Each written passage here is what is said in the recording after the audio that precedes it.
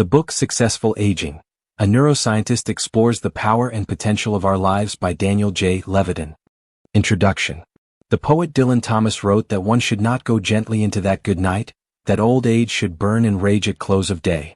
As a younger man reading that poem, I saw futility in those words. I saw aging only as a failing of the body, of the mind, and even of the spirit. I saw my grandfather suffer aches and pains. Once agile and proudly self-sufficient, by his 60s he struggled to swing a hammer and was unable to read the label on a box of Triscuit crackers without his glasses. I listened as my grandmother forgot words, and I cried when eventually she forgot what year it was. At work, I watched as people neared retirement age, the spark gone from their eyes, the hope from their smiles, counting the days until they could walk away from it all, yet with only the vaguest plans about what they would do once they had so much free time all day every day. But as I've grown older myself and have spent more time with people who are in the last quarter of their lives, I've seen a different side of aging. My parents are now in their mid-80s and are as engaged with life as they have ever been, immersed in social interactions, spiritual pursuits, hiking, and nature, and even starting new professional projects. They look old, but they feel like the same people they were 50 years ago, and this amazes them. Where certain faculties have slowed, they find that extraordinary compensatory mechanisms have kicked in, positive changes in mood and outlook, punctuated by the exceptional benefits of experience. Yes, older minds might process information more slowly than younger ones, but they can intuitively synthesize a lifetime of information and make smarter decisions based on decades of learning from their mistakes. Among the many advantages of being old, they are less fearful of calamities because they've been dealt a few in the past and managed to work through them. Resilience, both their own and each other's, is something they know they can count on. At the same time, they are comfortable with the idea that they may die soon. That's not the same as saying they want to die, but they no longer fear it. They've lived full lives and treat each new day as an opportunity for new experiences. Brain researchers speculate that old age brings chemical changes in the brain that make it easier to accept death, to feel at ease with it rather than be frightened by it. As a neuroscientist, I've wondered why some people seem to age better than others. Is it genetics, personality, socioeconomic status, or just plain dumb luck? What is going on in the brain that drives these changes? What can we do to stem the cognitive and physical slowdown that accompanies aging? Many people thrive well into their 80s and 90s, while others seem to retreat from life, prisoners of their own infirmities, socially isolated and unhappy. How much control do we have over our outcomes, and how much is predetermined? Marrying recent research in developmental neuroscience with the psychology of individual differences, Successful Aging sets out a new approach to how we think about our final decades. Drawing from diverse disciplines, this book demonstrates that aging is not simply a period of decay, but a unique developmental stage that, like infancy or adolescence, brings with it its own demands and its own advantages.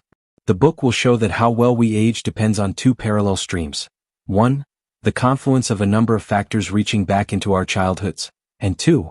Our responses to stimuli in our environments and shifts in our individual habits. This provocative argument can revolutionize the way we plan for old age as individuals, family members, and citizens in industrial societies where the average life expectancy continues to rise. It offers choices we can make that will keep us mentally agile well into our 80s, 90s, and perhaps beyond. We need not stumble, stooped, and passive into that good night. We can live it up. 2 of the teachers I had in college are now in their 80s and another is in his 90s. All are still active and whip-smart. One of them, Louis R. Goldberg, now 87, is considered the father of modern-day scientific conceptions of personality, the unique compendium of traits and features that set us apart from one another and that can profoundly influence the course of our lives. He has found that personalities can change. You can improve yourself at any stage of life, becoming more conscientious, agreeable, humble, any number of things. This is surprising, and it upends decades of casual speculation. We tend to think of personality traits as being durable, persisting forever. Think of the curmudgeon Larry David in TV's Curb Your Enthusiasm. But personality traits are also malleable. And the degree to which habitual traits drive our behavior is influenced by the situations we find ourselves in and by our own striving to improve ourselves, to become better people. The darker side of this, unfortunately, is that some encounters and environments can cause our personalities to change for the worse. Learning how to avoid certain environments, habits, and stimuli that influence our personalities in negative ways is a crucial part of aging well. This potential malleability of personality as we age is essential to understand. Dark shifts in personality are regrettably all too common in our world. We all know of people who have grown bitter, isolated, or depressed as they got older. Much of this is culturally driven. In the 1960s, when I grew up, many young people couldn't wait to push old people out of the way. For all the tolerance, peace, and love that our Woodstock generation espoused, we were quick to try to sideline our parents' generation. We chanted, "Don't trust anyone over 30, and we might as well have chanted, "Don't even pay attention to anyone over 70. Roger Daltrey of The Who summed up a pervasive sense of derision toward the elderly when he sang, "I hope I die before I get old." My friends who were born in the 1930s and 1940s have shared with me stories of indignities, prejudices, and disrespect shown toward them by people of my generation. Aging, as it has been depicted in the media and our collective consciousness for centuries, implies both physical and emotional pain and, in many cases, social isolation. As the body became more frail, intellectual faculties weakened, and diminished vision and hearing prevented the elderly from engaging with their communities as they once did. Retirement spelled the end of life's purpose and, sadly, seemed to accelerate the end of one's life. My grandfather, a first-generation college student who worked his way through medical school to become one of the first radiologists in California, was pushed out of the very department he founded at his hospital, just because he turned 65. From what we know today about diagnostic radiology, he was probably better at his job at 65 than when he was younger, because so much of it depends on pattern-matching circuits in the brain that improve with experience. The sense of marginalization and uselessness my grandfather experienced in the workplace was opposite what he had with us at home in the family. We loved and venerated him, and we were devastated when he died at 67. In a letter he wrote to the family before the surgery that ultimately cost him his life, he expressed deep sadness about the loss of respect for him at the hospital. I always suspected that this loss of respect had an impact on his stamina, resilience, and mood to such a degree that a minor surgical complication cost him his life. I want to draw out explicitly what happens in the brain when we feel rejected or underappreciated. Our bodies react to insults, both psychological and physical, by releasing cortisol, the stress hormone. Cortisol is very useful if you need to invoke the fight or flight response, say when you're confronted by an attacking tiger, but it is not so useful when you're dealing with longer-term psychological challenges such as loss of respect. The cortisol-induced stress reaction reduces immune system function, libido, and digestion. This is why, when you're stressed, you might have an upset stomach. It makes sense for the fight or flight response to do this. It needs to direct all your resources to the temporary state of physically dealing with an imminent threat. But the psychological stresses that can come from interpersonal conflicts, left unresolved, can leave us in a physiologically stressed state for months or years. In contrast, when we're actively engaged and excited about life, our levels of mood-enhancing hormones such as serotonin and dopamine increase, and the production of NK, natural killer, and T cells, lymphocytes, also increases, strengthening our immune systems and cellular repair mechanisms. My grandmother, my family, and I might have enjoyed my grandfather's company a lot longer if social stressors hadn't come into play. Fast forward 25 years. My own father, a businessman, was strongly encouraged to retire when he was 62, to make way for someone younger. Like his father before him, he felt pushed out and began to question his self-worth. His social world shrank, he began to suffer physical ailments, and he became depressed. But by then, in 1995, the tide was already turning. Society and employers were awakening to the Eastern idea that the elderly may be not only of some value, but of superior value. My father put out feelers and was offered a job teaching a course at the USC Marshall School of Business. Soon he was teaching a full load of 4 courses per semester. That was 25 years ago. My father just signed a 4-year renewal to teach until he's 89. The students love him because he is able to pass on his real-world experience to them in a way that younger professors can't. And by the way, that depression and those physical ailments were dramatically reduced once he found meaningful work. Of course, finding ways to stay active and engaged is not always easy in old age, and it doesn't completely compensate for biological decline. But new medical advances and positive lifestyle changes can help us to find enhanced fulfillment in life where previous generations may not have been able to do so. When I was in college, one of my favorite professors was John R. Pierce, a former director of the Jet Propulsion Laboratory, the inventor of satellite telecommunication, a prolific sci-fi writer, and the person who named the transistor when a team under his supervision invented it. I met him when he was 80, in the second iteration of his retirement, giving classes on sound and vibration. He invited me to dinner at his house once. We became friends and went out to dinner regularly. Around the time John turned 87, he grew depressed. One of the pastimes he enjoyed most was reading, but now his eyesight was failing. I bought him some large-type books and that perked him up for a few weeks, but much of what he wanted to read, technical books, science fiction, was not available in large type. I'd go over and read to him when I could, and I arranged for some Stanford students to do the same. But he still kept slipping. Then he was diagnosed with Parkinson's. His shaking bothered him. His memory was failing. He no longer found pleasure in things that he used to enjoy. And he was growing increasingly disoriented. I suggested that he ask his doctor about taking Prozac, which was new at the time, and just being prescribed for the kinds of age-related problems he was facing. Prozac helps to boost levels of serotonin in the brain, one of those mood-enhancing hormones I mentioned previously. It was transformative. Although it didn't help the Parkinson's specifically, his attitude changed. He felt younger. He started holding dinner parties again and lecturing to students, something he had given up doing just a year earlier. A simple chemical change in his brain gave him a second wind. John lived to 92, and much of those last 5 years were filled with joy and satisfaction for him. And for me too, it felt like getting a second chance with my grandfather who had died too soon. I saw John 2 weeks before he passed at age 92, and he was excitedly planning some new experiments he wanted to do. That's the way to go out. At the time I knew John, I was young and not thinking about my own inevitable aging. But in the decades since then, in experiencing my own gradual mood shifts and in talking to a great many research colleagues and doctors, I've come to see a future in which we can plan ahead to fend off some of the adverse effects of aging. A future in which we can harness what we know about neuroplasticity to write our own next chapters the way we want them to come out. A future in which healthy lifestyle choices and a broader use of antidepressants and other medications can temper or reverse the effects of depression and other changes in mood that we have for too long assumed were an irreversible part of the aging process. In addition, new innovations in medical science and treatment protocols are sure to become available. For example, recent discoveries about changes in sleep chemistry and neuronal waveforms suggest a different approach to this most basic of human activities. Sleep deprivation at any age is bad for you. It has been tied to diabetes in pregnancy, postpartum depression in new fathers, and bipolar disorder at all ages. You may have read that old people don't need as much sleep as young people and can get by on 4 or 5 hours a night. This myth has recently been exposed by Matthew Walker at UC Berkeley. It's not that we need less sleep as we get older, it's that changes in the aging brain make it difficult for older adults to get the sleep they need. And the consequences are serious. Sleep deprivation in the aged is directly responsible for cognitive decline, not to mention increased risk of cancer and heart disease. Grandma didn't forget where she put her glasses because she's senile, it's because she's sleep deprived. Walker has found evidence that sleep deprivation increases the risk of Alzheimer's. Alzheimer's disease (AD) is now the third leading cause of death in the United States. This doesn't mean we should jump to the conclusion that there is an epidemic in the making, or that environmental toxins are causing it.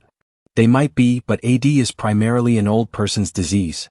Medical advances have made it so that we are living longer, and that means we are living long enough to get Alzheimer's. Now, for reasons we don't yet understand, AD is selective with regard to sex. 65% of patients are women, and a woman's chances of getting AD now exceed her chances of getting breast cancer. Approximately 2/3 of the overall risk that you'll get Alzheimer's comes from your genes, with the remaining 1/3 associated with environmental factors such as whether or not you have a history of depression or head injuries. In this way, events of childhood can have an effect many decades later. Recent science demonstrates that environmental stimuli, behavior, and luck all play a role, as I will show throughout the book. On the biological side, a brain with Alzheimer's is easily recognized by the shrinkage of the hippocampus, the seat of memory, and of the outer layers of the cerebral cortex, the part of the brain associated with complex thought and movements. You may have heard of amyloids, aggregates of proteins that have been found in the brains of Alzheimer's patients. One particular protein, beta amyloid, begins destroying synapses, connections between the brain's neurons, before it clumps into plaques that cause the death of neurons themselves. Dale Bredesen, a neurologist who studied under my colleague Stan Prusiner at UCSF, has studied these interacting factors for 30 years. His Bredesen protocol is the topic of a New York Times bestseller. Fending off Alzheimer's, he says, involves 5 key components: a diet rich in vegetables and good fats, oxygenating the blood through moderate exercise, brain training exercises, good sleep hygiene, and a regimen of supplements individually tailored to each person's own needs, based on blood and genetic testing. The Bredesen protocol is still in its early stages of validation. The primary proof of concept was based on only 10 patients. The patients have to be in very early stages of Alzheimer's. And since the protocol is new, they haven't had anyone on it for more than 5 years. The protocol may or may not help, but at least the first 4 parts won't cause any harm. We don't know enough about the supplements, and to many it makes sense to start following these healthy lifestyle practices on the chance that they will end up being scientifically validated. Prusiner won the Nobel Prize for discovering prion, proteins that can accumulate and cause neurodegenerative diseases like Creutzfeldt-Jakob disease, a fatal condition that is characterized by memory loss and behavioral changes. Sound familiar? These are the markers of Alzheimer's, of course, and Prusiner now believes that prion, because they can assemble into amyloid fibrils, are responsible for Alzheimer's and Parkinson's disease. At the cutting edge of this research is the idea of neuroinflammation as a precursor to Alzheimer's, appearing long before clinical signs and symptoms. This is because the visible symptoms appear only during the actual destruction of brain regions. The cognitive effects we notice, such as memory loss and mood change, reflect relatively late stages of the underlying disease process. Depressive-like symptoms, such as loss of interest and energy, often appear long before other, more serious manifestations. Several teams of scientists have found that a chronic inflammatory process precedes the onset of Alzheimer's, and this strongly suggests a potential healthcare strategy involving anti-inflammatory drugs, one that we might see in widespread use in the next few years. Current research is focused on whether anti-inflammatories, such as ibuprofen, can ease symptoms once they've arrived, or whether the drugs must be given before the onset of symptoms and thus act as a preventative, which is appearing to be the case. Another cutting-edge treatment being investigated involves immunization with antibodies that can prevent the formation of amyloid fibrils in the first place. We talk about lifespan as the length of time that one is alive. Except for cases of death by accident, most of us will die of some kind of disease, or our parts will just wear out. You can think of the timeline of your lifespan as being divided into 2 parts. The period of time that you're generally healthy, the health span, and the period of time that you're sick, the disease span.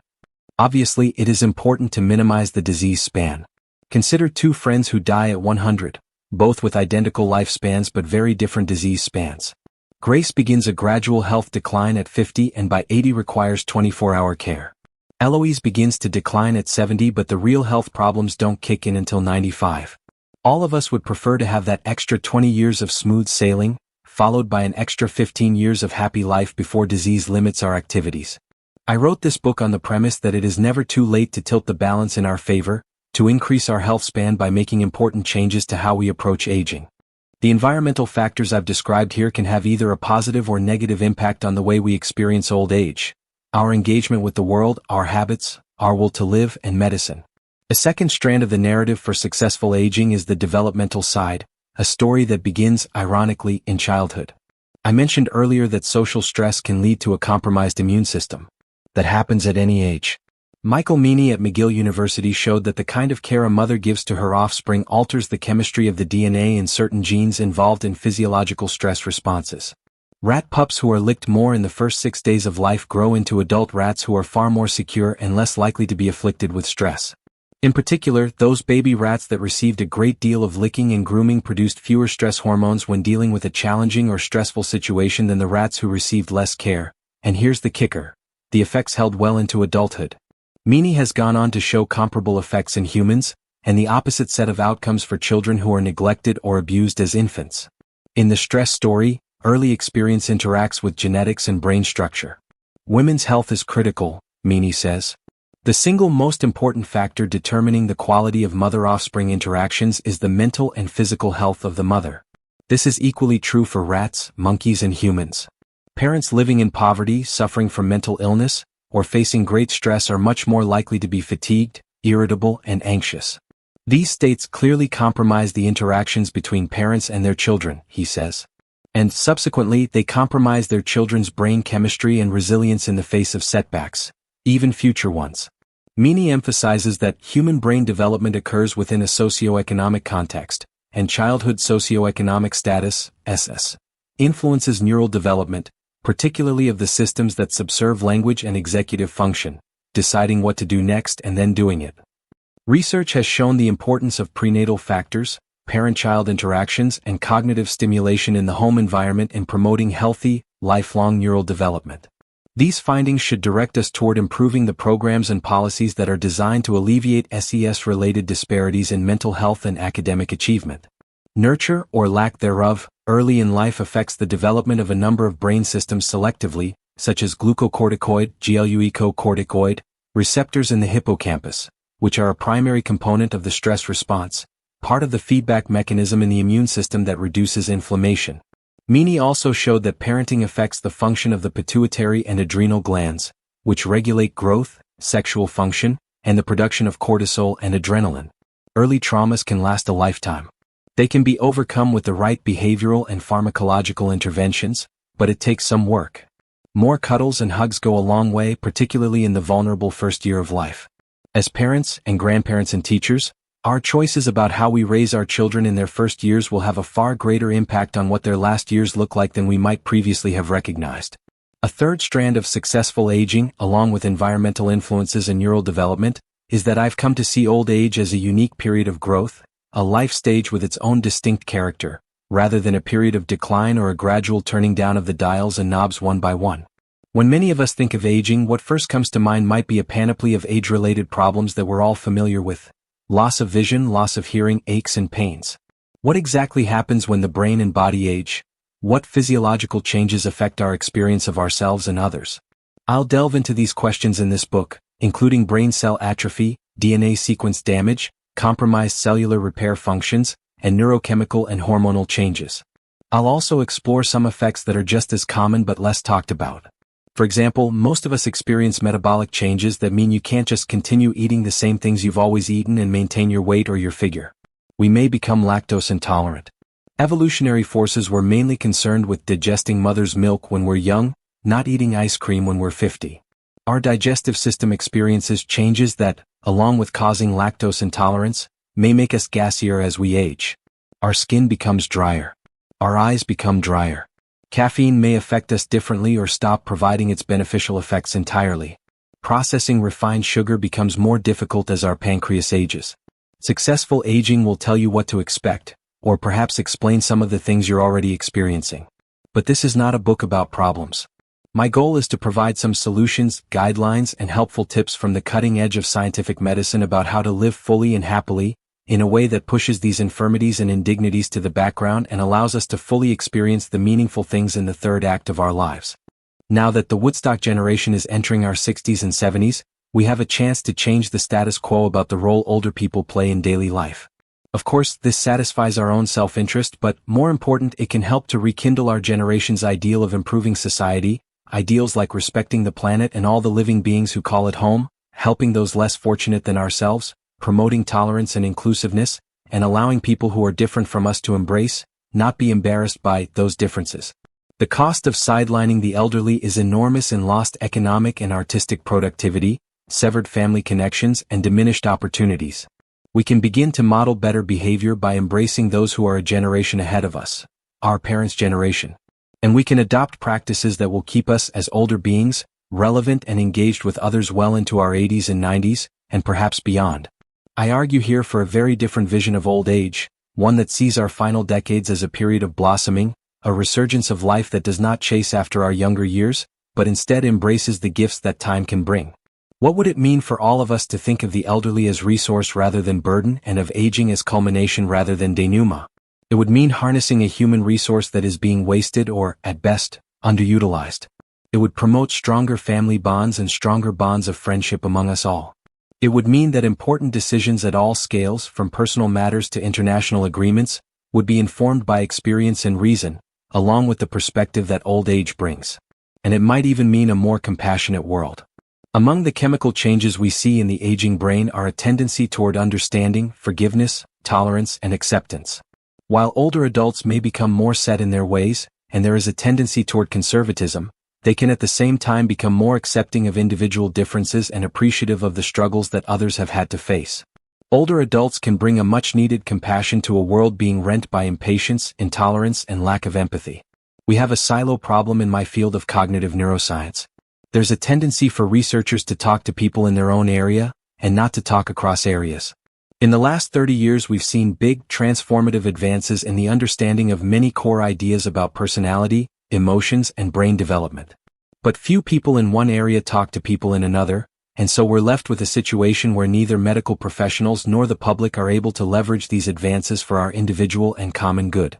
I was extraordinarily fortunate when I started out to have mentors who were working in diverse areas, and all of them are still active personality psychologists, like Lou Goldberg and Sarah Hampson, now 87 and 68 respectively, cognitive psychologists, Michael Posner and Roger Shepard, now 83 and 90 respectively, and developmental neuroscientists, Ursula Bellugi, now 88, and Susan Carey, now 77.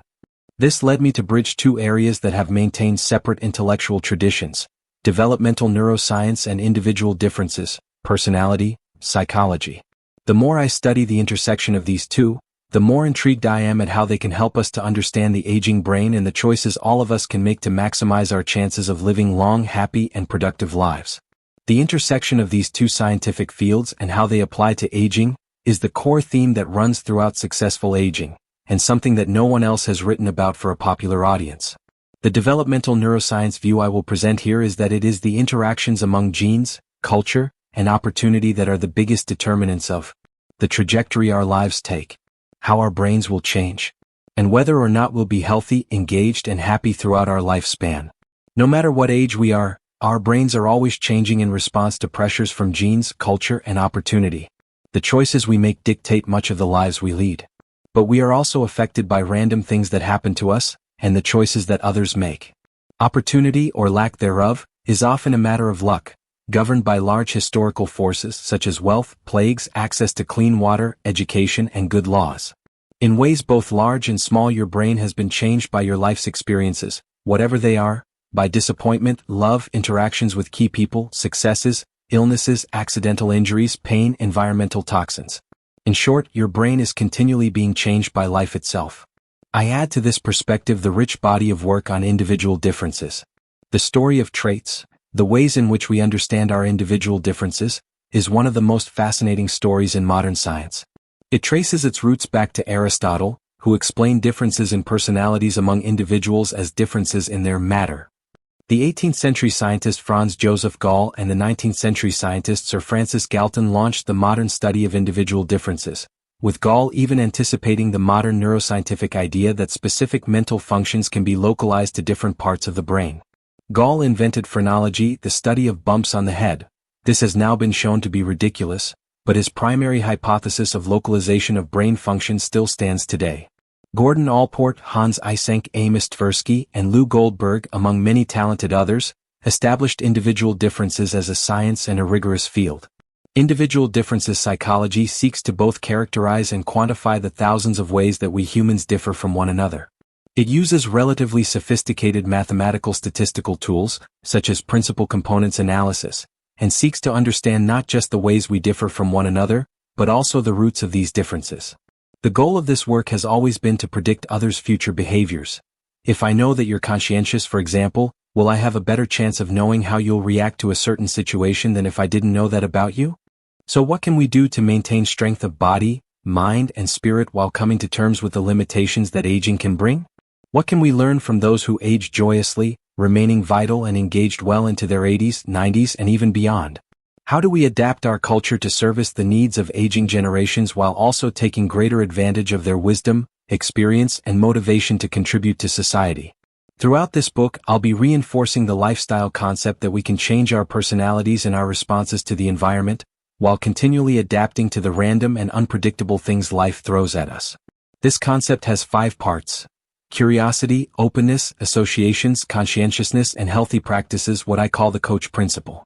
This is not another book telling you to do Sudoku.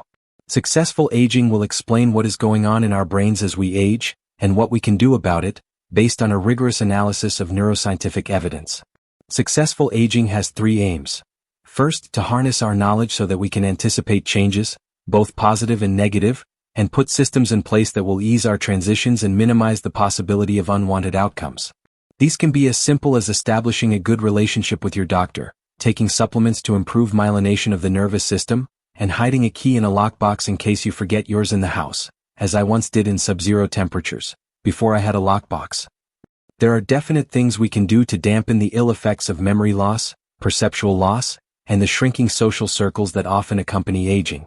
We can fight to reverse the tendency to narrow our interests, to become set in our ways, and to fear even moderate risk-taking. We can learn to exploit the wisdom and skills that we have attained, becoming much sought-after friends, rather than forgotten old people. Second, this book aims to stimulate all of us to think about what ingredients presage a feeling of life well lived when we look back from the end of life. What decisions can we make, both ahead of time and in the present moment, that will maximize our life satisfaction and infuse our lives with meaning? In previous books, I've been vocal about the overuse of social media, including Facebook. Don't get me wrong, I use them and I think that they are a fantastic way of staying in touch with our friends and family who are scattered across great distances. But when you're at the end of your life, lying on your deathbed, the research literature strongly predicts you won't be saying, "I wish I had spent more time on Facebook." Instead, you'll probably be saying, "I wish I had spent more time with loved ones," or, "I wish I had done more to make a difference in the world." Ultimately, this book aims to help us think completely differently about aging as individuals, as community members, as a society. It aspires to advance the evolution of a culture that embraces the gifts of the elderly, weaving cross-generational interactions into the fabric of everyday experience.